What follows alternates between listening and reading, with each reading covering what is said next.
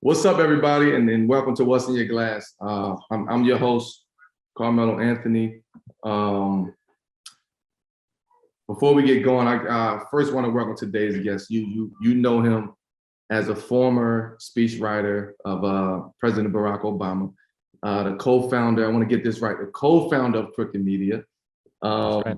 the co-host of Pod Save America, and also the host of all new podcast called Offline with Jon Favreau, which we will get to. We're gonna get to that. But first off, please welcome to the show, Jon Favreau. Welcome, Jon. Thanks for having me. It's great to be here. Appreciate it. Absolutely, man. This should be a good one. This should be a good one. Yeah. But before we get going, on today's show, I'm drinking Lucata from a good friend of mine, Raekwon from the group Wu-Tang Clan. They sent me a couple bottles of his own sparkling wine, so which is really good. I'm actually tasting it right now. What's in your glass, Jon? Well, I don't have any wine from Raekwon. So I think I have some Malbec from Pavilions down the street. That's cool. If you could send me some wine from Raekwon, that would be cool. I'd like that. I was actually surprised too. He sent it over to me, so I was actually surprised. So it was That's great nice. surprise. But with that being said, cheers. Cheers. To you and to your wine from Pavilion. Cheers. Let's jump right into it, man. Let's start at the beginning. Sure. You're originally from Boston, correct? That's right. And after attending Holy Cross, you kind of took a path that kind of led you to be the head speechwriter for then at that time Senator and eventually President Barack Obama. All told, you were Obama's head speechwriter from 15 to 13. How did that initial relationship come to be? Well, funny story about the initial relationship. So the first time I met Barack Obama was in 2004. He was the keynote speaker at the Democratic National Convention in Boston. I was on John Kerry's campaign. John Kerry ran for president in 2004. I had interned in his office when I was at Holy Cross. I got a job on his campaign after I graduated Holy Cross. So I was 22 years old at the time. I was a press assistant for a while on the Kerry campaign. So I got everyone coffee and did all kinds of grunt work on the campaign. And then eventually I was promoted to deputy speechwriter on that campaign because they couldn't afford to hire a real speechwriter at that point because Kerry had been losing. And so they just gave me a promotion. So I was right place, right time, got to be a junior speechwriter. And during the Democratic convention, my job was to be backstage at the convention and work with all the speakers who were going to speak at the convention and make sure that all of their speeches were on message with what the Kerry campaign wanted to do. So I'm backstage and I get a call from my boss, who was the chief speechwriter, and he was on the road with John Kerry. And he said, "Hey, Kerry wants to use this line in his convention speech when he accepts the nomination. But apparently this guy who's giving the keynote address, this young state senator from Illinois, Barack Obama, he has the same line in his speech. And because John Kerry is the nominee and Barack Obama is just the keynote speaker, we need to have you go take that line out of Barack Obama's speech and go tell him to take out the line." And I'm like, why the fuck do I have to go do this? I don't, this is crazy. Why don't you guys call him? And they're like, no, you got to go do that. So I walk down the hall and Barack Obama is practicing his speech for the first time. He's on a prompter. He hasn't used a teleprompter before. He's trying to practice. And I sheepishly walk into the room and interrupt. And I was like, "Hey, I'm this, introduce myself. I work for the Kerry campaign. And apparently there's this line that you have to take out of your speech." And Barack Obama walks up to me and he's within an inch of my face and he's looking down at me and he just goes, "Are you trying to tell me that I have to take out my favorite line in the speech?" And I just lost consciousness for a few seconds at that point. And then when I came to, David Axelrod, who was Barack Obama's chief strategist, was right there with me. And I had never met him before. And he tapped me on the shoulder and he said, "All right, son, let's walk outside and you and I will rewrite the line together," because they figured that he had to do that. So rewrote the line. And at that point, I figured all right, I'm never going to talk to this guy again because he can't stand me. Fast forward to Kerry loses the campaign. Barack Obama wins his campaign. He's in the Senate. And I get an email from a former boss of mine who, on the Kerry campaign, who was now Barack Obama's communications director, Robert Gibbs, who went on to be the White House press secretary. And Gibbs said, Obama needs to hire a speechwriter. And would you be interested in sitting down with him? And he doesn't think he needs a speechwriter because he wrote that convention speech himself. He's written all of his speeches himself up until now.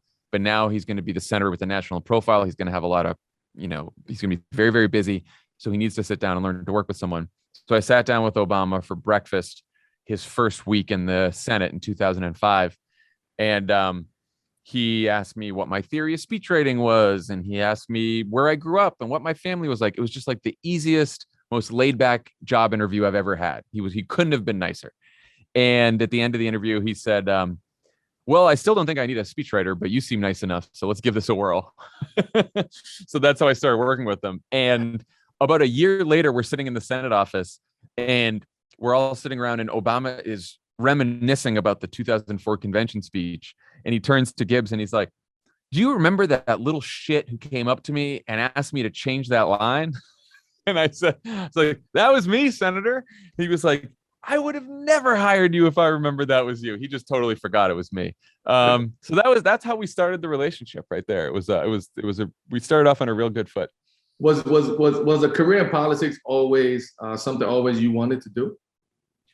It's something that I had thought about. I either wanted to be a writer, journalist, lawyer at times. So I was sort of like in that general area, but it wasn't until I did that internship in Washington my junior year of college that I sort of I was bit by the bug and really wanted to be on the Kerry campaign. And then from then on, I really took to politics because I thought I could both make a difference and it was an outlet for sort of the values that I developed in college that I really wanted to make a difference.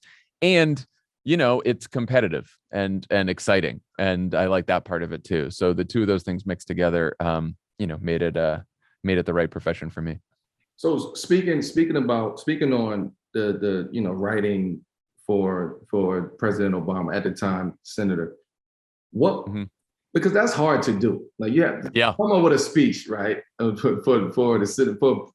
Obama is very, very difficult and challenging because, like he said, he writes his own speeches. He know what he wants to say. He know the tone of his speeches. He know his points, and he's very meticulous when it comes to that. So it could be a lot of pressure on the speechwriter to come in and try to give him something to feel comfortable about. But what was your process like writing a speech for the president? My process was, so I was lucky because as much as you pointed out, it's challenging to write for someone who is a writer and such an outstanding writer. So there's a lot of challenges to that, but there's a lot of benefits to it, which is when I started writing for him, he had already written a book, Dreams from My Father, that was also a very personal book.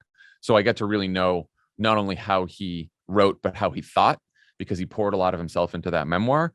And then he started writing Audacity of Hope once I got to the Senate office.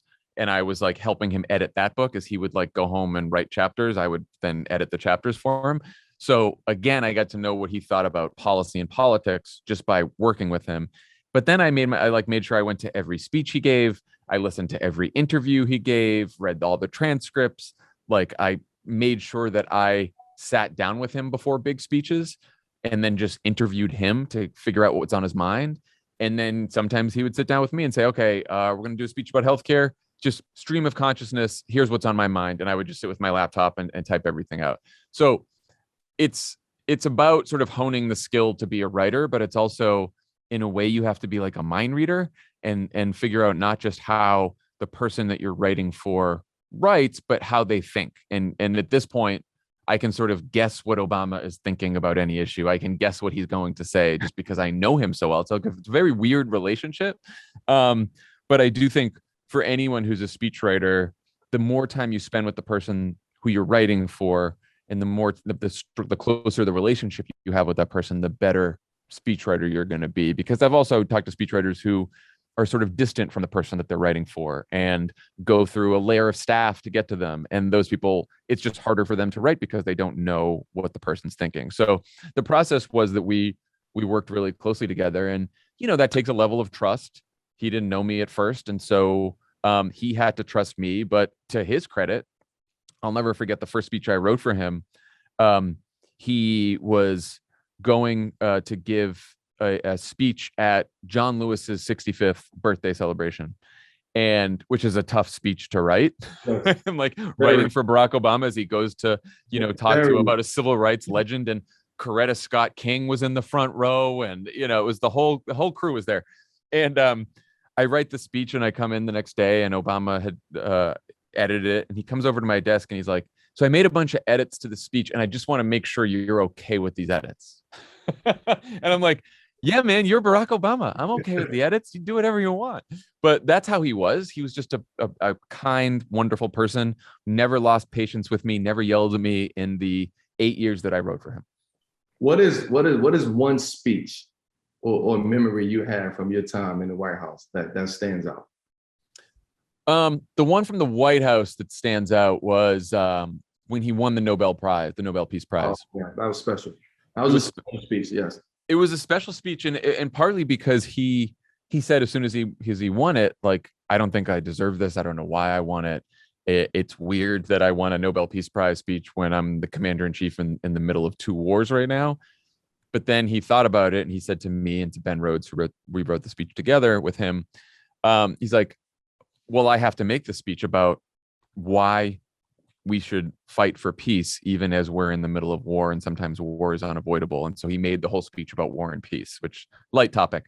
But he wrote that, we had done a lot of drafts of that speech. And then the day before we left for Oslo, he came down from the residence and had like 13 pages handwritten plus our draft. And he gave it all to us. And he said, "All right, turn this into a speech by the time we leave." And then basically we flew to Oslo, and the entire flight to Oslo, we wrote the speech, wrote the ending. It was the most turbulent flight ever, and I'm not great on planes. But we got to it, and it was so close to not being done that I was literally feeding the final page of the speech into the teleprompter as he was walking up to the stage. Wow. But we were really proud of it, and I still think to this day it stands up as a testament to his worldview on both politics, policy, domestic and foreign, and his sort of theory of politics, almost better than anything else that we've done. Match 3 games can be a lot of fun, but it seems like most of them are the same. The themes and characters change, but overall, it's the same boring format. Until now. Switchcraft is a brand new take on Match 3 games. As you play, you unlock pieces of a beautiful, magical, and gripping graphic novel. Switchcraft is a mobile game with a unique blend of TV-worthy writing, choose your own adventure-style narrative, and thousands of magical Match 3 levels. My favorite part of Switchcraft is that it looks great. The artwork and the aesthetics really pop. Plus, there are thousands of levels that there are to play, so you'll never get bored. In Switchcraft, you play your way through hundreds of enchanting Match 3 levels, revealing a dark and winding mystery story.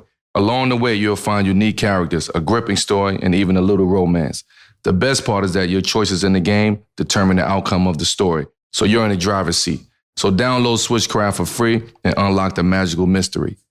Just jumping ahead a little bit. After the White House, you eventually kind of co-founded Crooked Media in 2017. Yeah. You're like I said it earlier, you're also the co-host of the flagship show, Pod Save America. Right. What was the initial goal in starting Crooked? I just wanted to know this. Me personally, what was the initial goal in starting Crooked? There's a couple things. A couple of us who worked in the Obama White House, those of us who ended up on Pod Save America, myself, Tommy Vitor, John Lovett, Dan Pfeiffer, like, we had all been media critics for a long time, especially when we were in the White House, and we complained about the coverage we got. And not just because we were mad that people were critical of Obama and the administration. We thought that the way that the media covers politics became silly, shallow, sensational, focused on just who's up and who's down. And basically we thought that people who cover politics take themselves too seriously and don't take the actual issues facing the country seriously enough. And I think what happens when you watch the news is you get a good sense for everything that's bad in the world. And then not a good sense of how you can actually fix it. And I think that makes people cynical about politics. I think that leaves people feeling helpless. I think it leaves people feeling hopeless. And we thought to ourselves, even before Trump was elected, we thought, wouldn't it be great to have a media company that told you about all the problems in the world, but also gave you the information and the inspiration necessary to fix those problems, to let you know that you actually have the ability to change the world around you, that you don't just have to watch bad news all the time. And so we had been thinking about that. And then we all sort of like went our different ways. And then I did I was given the chance to do a podcast by Bill Simmons, who also went to Holy Cross during the 2016 election.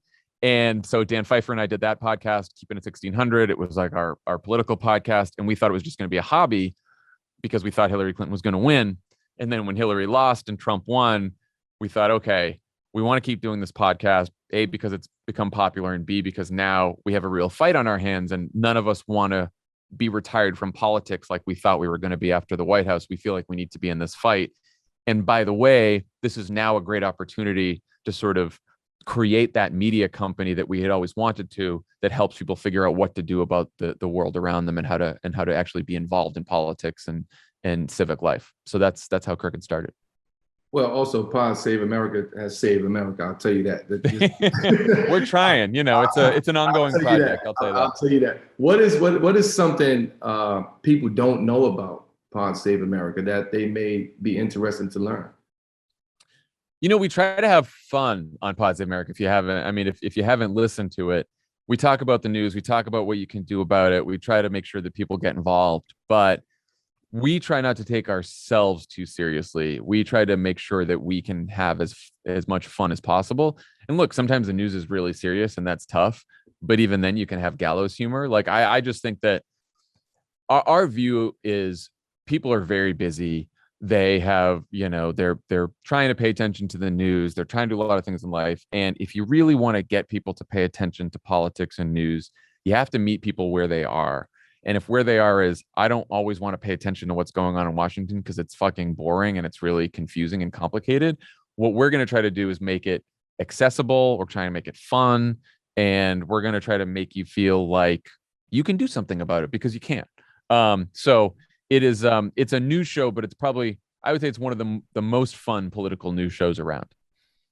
How has the company changed since it started? Because I'm sure there's been so much that the growth of the show, the company, topics have is very different. It's kind of it's still the politics is the backbone to all of it anyway. But how has the company changed since it started? Yeah, well, we started with one podcast, and now we have like 20. We went into the pandemic with about 40 staffers. We have 70 now, so it's this big company, lots of podcasts. And the podcasts aren't just strictly news and political anymore. We do culture podcasts. We've just branched out into some sports podcasts. We have this great podcast, Take Line, with Jason Concepcion and Renee Montgomery. And so we're going to then branch out into other topic areas. We're going to do relationships. We're going to do finance. So we've got big plans to go into other topics. And also, as opposed to just doing audio, get into video, get into television. We've had, we did an HBO show for Pod Save America. We've also sold a couple TV shows based on podcasts that we're doing. So we're now trying to be a sort of multimedia, multi-platform company, but all based around the idea that smart, funny, inspiring content is the best way to actually engage people in the world around them and help people figure out what they can do about the problems that they see. So how has speaking about that, how has the political landscape in general, which we all know has become increasingly polarized since the inception of the company. How has it affected not only the shows but also the larger mission of the brand? Yeah, it's a great question. I think part of the challenge is, we now have, I wish we had a Republican Party where we just sort of disagreed over the average issues that you debate about. We have different views on healthcare or taxes or climate or whatever else it may be. But we now have a Republican Party and we saw this with Trump, but it started before Trump, and now even as Trump is temporarily gone, maybe it's still there.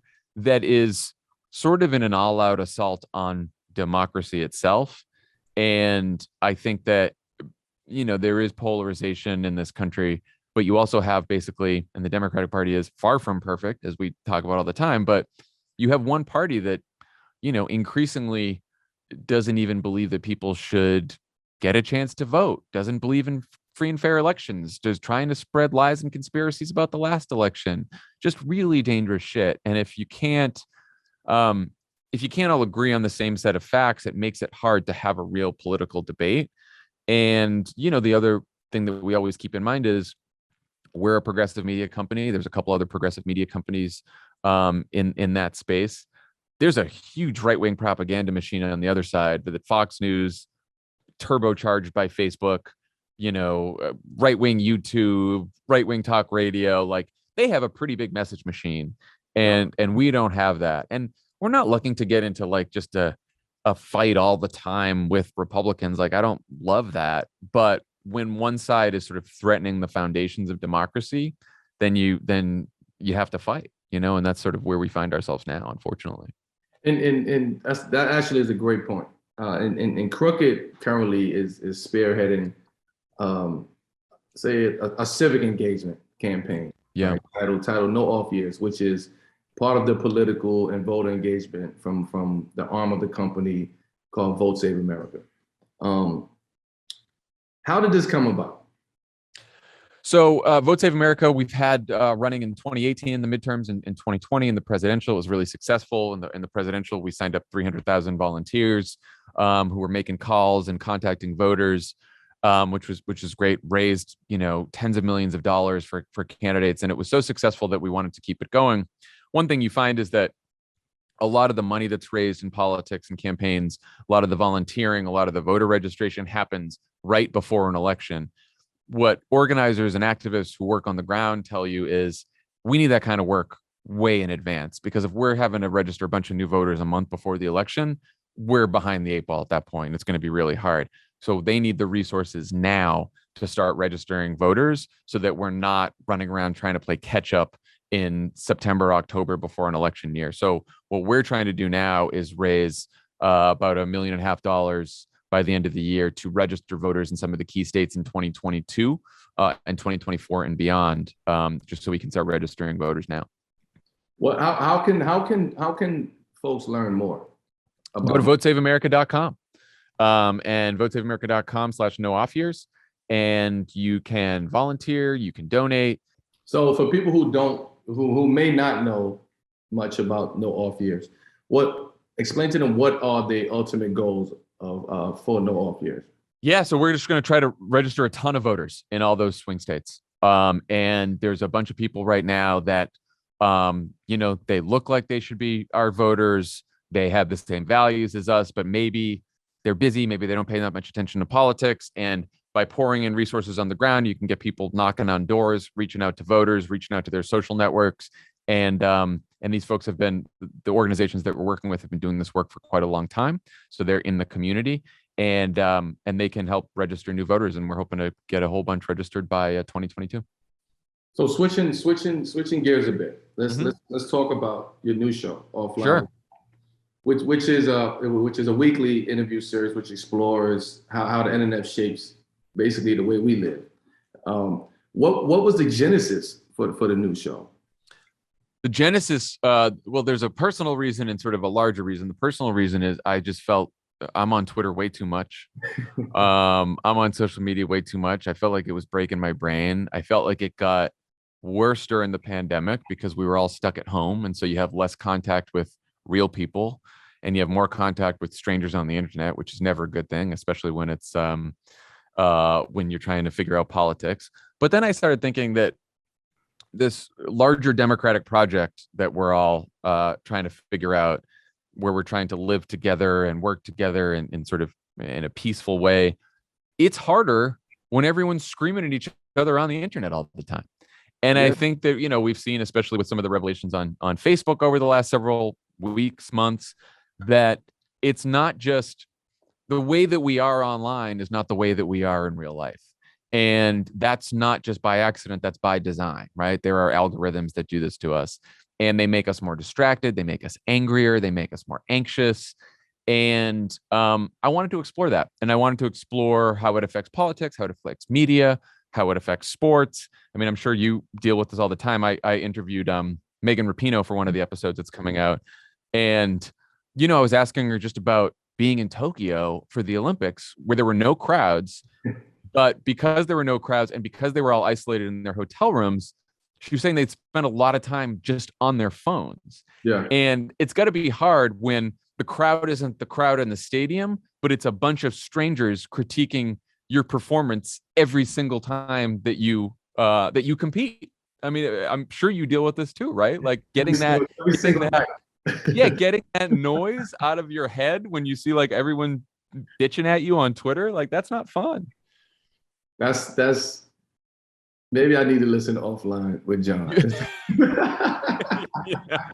Yeah, you should. No, you'll like the because on the sports episode with Megan, I focused on sort of athletes and mental health. Obviously, this was an issue in the Olympics too, with a lot of the athletes there just talking about the mental health challenges they faced, and partly it was because, and some of them said that it was social media and it was Twitter and it was Instagram and it was everything they were following there. And it can get to you after a while. But we're going to do a bunch of episodes talking to all kinds of different people. My first episode was with Gia Tolentino, who wrote a fantastic essay about sort of the internet breaking our brains that became a New York Times bestseller.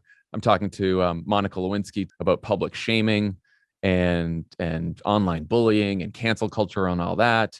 I'm going to be talking to some other big guests in the future about media and comedy and all kinds of stuff. So I'm really excited about it. It's nice to take my mind off politics. So what can we as listeners expect, right? And how is it different from other, say, interview type shows? Yeah, I'm trying to make it a little more informal, a little more fun.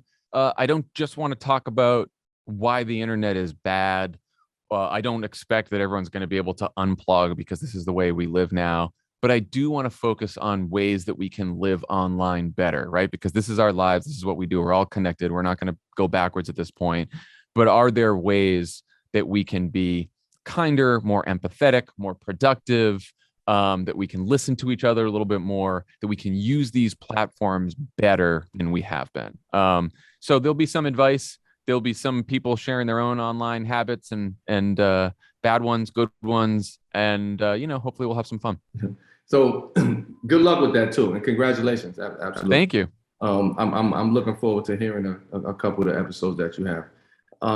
Bringing it all back to what's in your glass. Sure.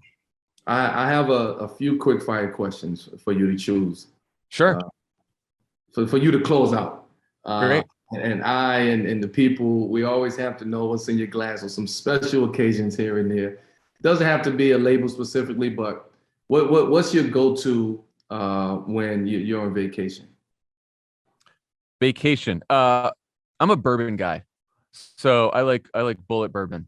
Okay. And now if I'm on vacation, maybe I'll make it an old fashioned. If Okay. I'm just drinking on a regular night, it might just be bourbon with bourbon on ice. I love a bourbon too. One of my favorite bourbons is Pappy Van Winkle. One of my favorites. That's very good. That's special occasion bourbon right there. That's special occasion for sure. You're out to a nice restaurant. Mm-hmm. What's in my glass? Yes. I'm still probably a bourbon guy. I'm pretty boring. Like I'm not a huge wine person, though. I'm trying to be a little bit more of a wine person, though I don't know what I'm doing. So if I am out to dinner with, a good friend of mine, my co-host is a really good wine guy. So if I'm out to dinner with him or other people and they know what wine to pick, I'll do wine. Otherwise, I'm just gonna drink some bourbon, or I might drink some tequila too. I can do tequila once in a while. Stick with the bourbon. You're celebrating a big win with work. A big win with work. Then I'm just gonna do some shots. Okay, you get right to it. Then I'll go right to it. Yeah, I'll do a shot of tequila at that point. How's that? You're celebrating the launch of a new series, right? It's a lot of hard work you have to celebrate. What's in your glass? So I'm not a pure champagne guy. but I've been doing Aperol Spritz. Good summer drink, good little celebratory drink, little lighter if I don't want to do hard liquor. Okay. Let me. I need one more. Let me see. You just had the best. You just written the best speech for President Obama. You feeling on top of the world. You're going to celebrate. What are you drinking? For that, I'm drinking Johnny Blue. Okay. Barack is a Johnny guy too, right? Yeah, he is. Yeah, He'll do. He's a Johnny, and he's also martini. I've seen him on a couple of flights home after a long trip on Air Force One.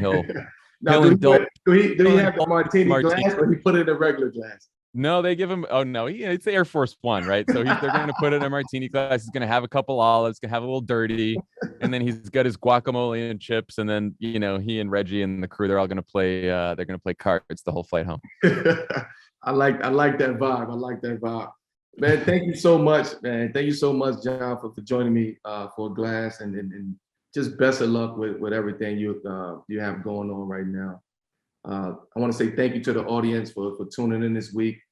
Please follow, rate, review What's in Your Glass on Apple Podcasts, Spotify, or wherever you listen to your podcast at. You can also check out the video releases each week on YouTube. Again, John, thank you so much. I appreciate you. Thanks for having me. Now that the pandemic's over, I'm gonna have to come to a Lakers game. Please come to a Lakers game, and listen. I'll get offline with you too for a conversation, so we can make that happen. All right, man. Take care. Thank you. I appreciate you. Thank you. Bye-bye. All right.